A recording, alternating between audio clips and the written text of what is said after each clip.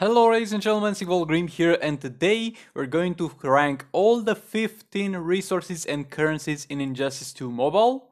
And I'm going to rank them considering how easy they are to get, how useful they are, and how many of them you need. This is of course my personal opinion. If you have a different opinion, let me know down in the comments. And with all that being said, if you enjoyed the video, make sure you hit that subscribe button and let's get into it. Starting off at number 15, because yes, there is 15 of them that we have in this video. Coming up at number 15 we'll have orbs. Orbs are need to take a character from 5 stars to 6 stars. And you'll get them as you complete a raid with your league. I'm not 100% sure if you get them after completing every single raid, but I'm 100% sure you get them at tier 5 and above at the very least, as far as I remember, but I don't know much about them because I never really cared about them, because you get a bunch of them. You are never going to run out of orbs. You have a lot of orbs. You will get crazy unlucky, and let's say you get only orbs of one time, you can convert one type of orbs into another type of orbs, paying an extra in that type of orbs, but it's kind of irrelevant since you have a bunch of them, and after, let's say, playing for 5 months, you will literally have more orbs than you need to get all the characters in the entire game to 6 stars. But some people actually complain about them not having orbs, and they ask for a orb chest that used to be out there in the shop to be reintroduced. Bro, just join a tier 6, like you'll have far more orbs than you could imagine. Now let's get into number 14. Number 14 is going to be the arena medals. The arena medals are not very valuable right now because of the fact that the arena character selection, first of all, in the arena is not going to be amazing right now at the very least. And even if it was amazing, after you buy all the characters in the arena store, there's nothing you can do with them. It's not like with league credits where you can after that buy XP capsules with them. It's going to simply be worthless for you. But yeah, with all that being said, if there are good characters in the selection of Arena, though which are not right now, then Arena Medals is a quite valuable resource, but at the end of the day it's going to have, let's say, finite use, because you'll eventually max out the characters. And right now you don't really have anything to max out in the Arena store worth it, except for John Cena Green Lantern. But yeah, with all that being said, let's get into number 13. Number 13 is going to be XP capsules. And don't get me wrong, XP capsules are important. XP capsules are going to be a thing that will obviously let you level up your characters, but you got many ways to get them. You can get them from the, let's say, resource missions. You can get them from the league store with league currency, and that's what you're going to be spending all your league currency after you've unlocked all the characters you need to unlock from the league store. And at the end of the day, when you start a new account, it's going to be quite a rare currency, but at the end of the day, you'll not really ever end up having more than you need, but at the same time it's not such an urgent matter. It's ideal to have your characters the highest level that you can, but there are other priorities more important than that. With all that being said, it's an important resource. You have enough ways to get them, you can never have enough of it, but I don't simply subjectively consider it such an important resource as others that we'll talk about. With all that being said, let's get into number 12. Okay, so number 12 might be subjective. This is the most subjective ranking on this list. It's Sims.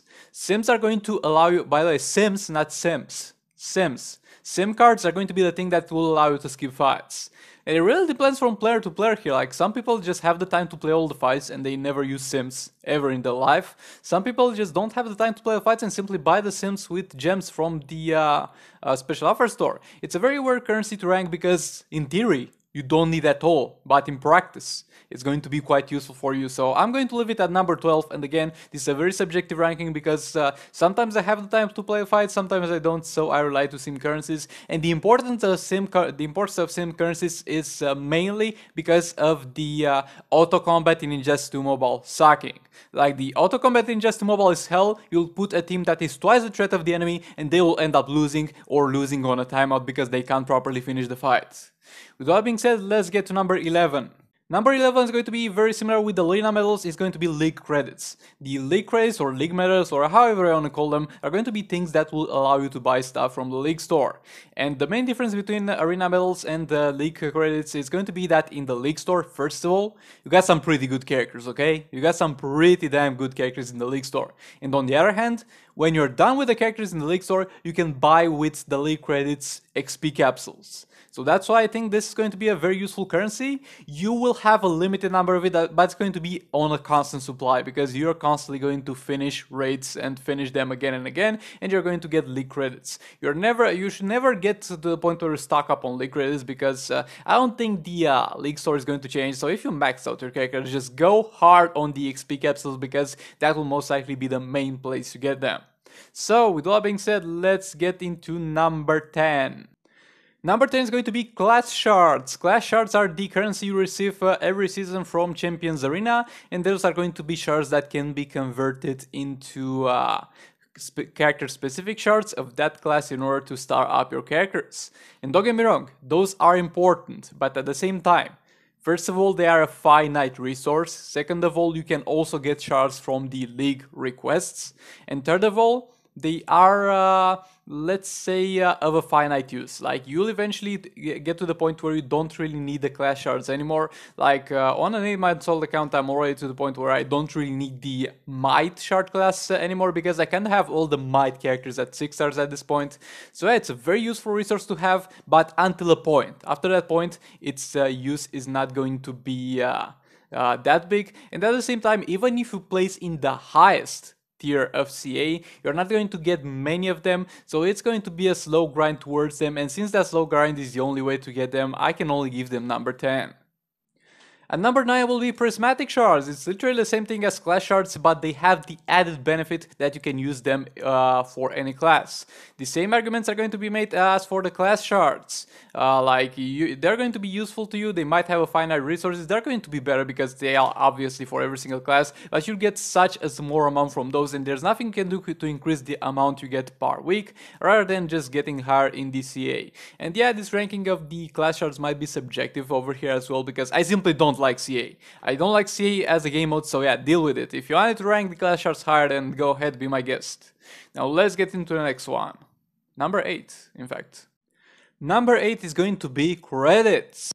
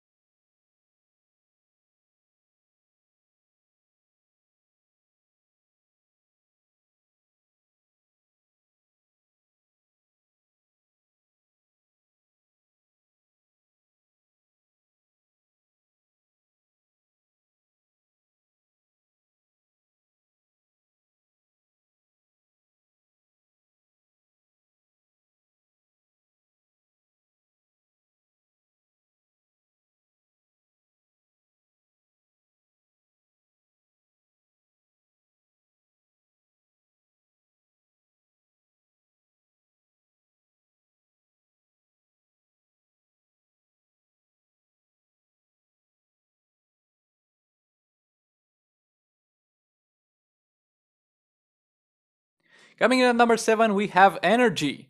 Energy is going to be the thing that gets you credits. Energy is going to be the thing that gets you gear materials. Energy is going to be the thing that gets you Reforges. Energy is going to be the thing that lets you farm challenge characters. Overall, a very useful thing. You get a limited amount of it a day, it regenerates, and you can buy more with gems. And when you get to the point where you buy something with gems because it's worth it, then you know it's a good stuff. So energy, definitely pretty high up there, but we got some more premium currencies coming. With all that being said, let's get to number 6. And number 6 we have Reforges, and if this list was made like 6 months ago, then Reforges would be most likely on the 1st or the 2nd place.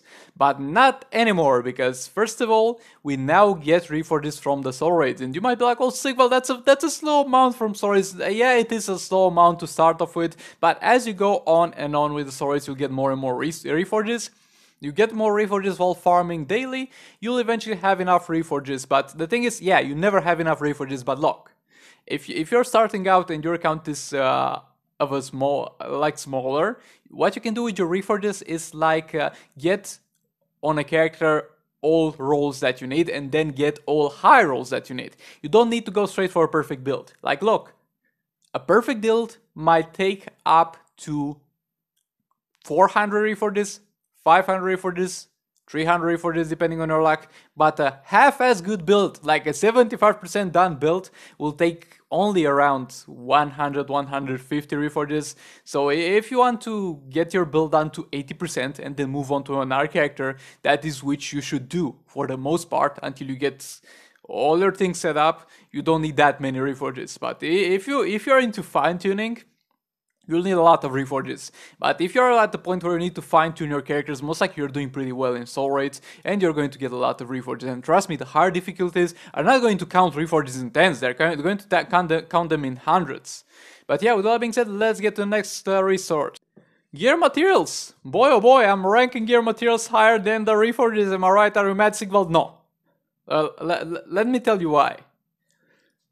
Reforges are useless without gear materials. Well, yeah, you could get gear drops from soul rates at high level, but look, you can't even use reforges on a gear that's level 1.